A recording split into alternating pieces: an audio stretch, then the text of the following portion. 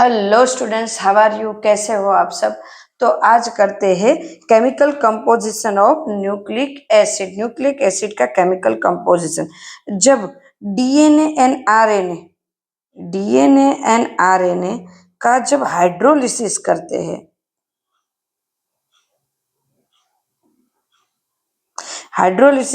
हैं, तो उनमें से पेंटोस शर्करा मिलती है। मतलब वो पेंटोस शर्करा का बना हुआ आता है, पेंटोस शुगर मिलती है। देन उसके बाद फॉस्फोरिक एसिड, देन उसके बाद नाइट्रोजन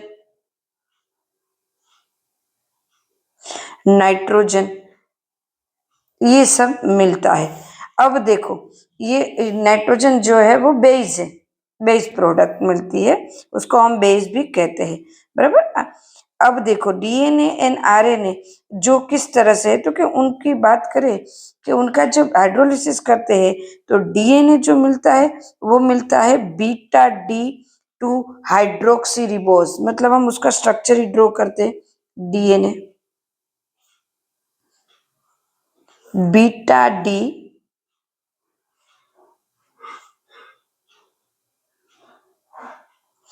जैसे ये 1 कार्बन 2 3 4 एन, यहाँ पे 5 कार्बन जो होगा, 5 नंबर ना कार्बन पे क्या होगा, CH2OH। यहाँ पे OH H H H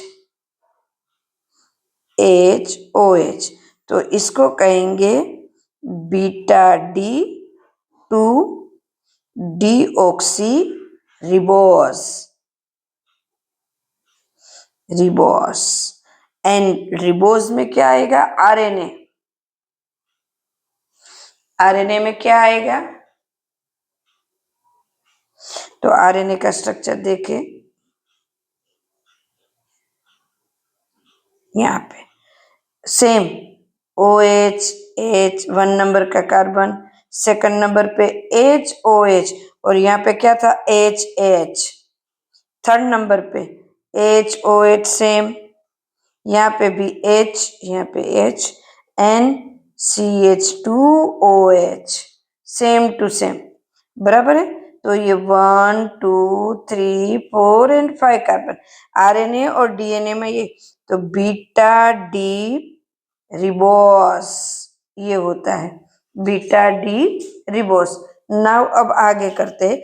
मान लो डीएनए और आरएनए को जब हम करते तो उनमें और कितने ऐसे कंपोनेंट होते हैं, तो कि देखो डीएनए है, उनमें कौन होगा, एडेनाइन को ए से प्रेजेंट करते, जेन ग्लूटा, गुएनाइन जिसको जी से प्रेजेंट करते हैं, फिर साइटोसिन जिसको सी से प्रेजेंट करेंगे, एंथाइमिन जिसको टी से प्रेजेंट करें। अब आरएनए में क्या होगा, तो कि बाकी के 3 तो सेम ही है, देखिए एडेनाइन ए, गुएनाइन जी, साइटोसाइन सी, तीनों के तीनों। बट ये थायमिन की जगह क्या होगा, यूरेसिन,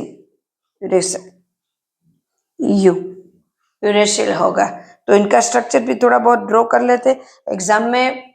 देखो वैसे बोलते नहीं कि नहीं पूछते, कभी कभी 1 मार्क के लिए पूछ भी ले, तो हमें तो ड्रॉ करना जरूरी है, तो ड्रॉ कर ही देते हैं। सबसे पहले हम करेंगे एडेनाइन।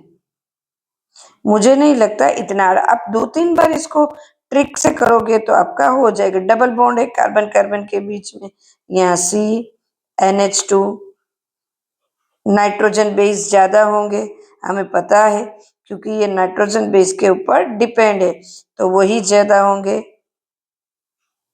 एडेनाइन, बराबर ए। चलो देन सेकंड नंबर है हमारा एन, ग्लूटेनाइन।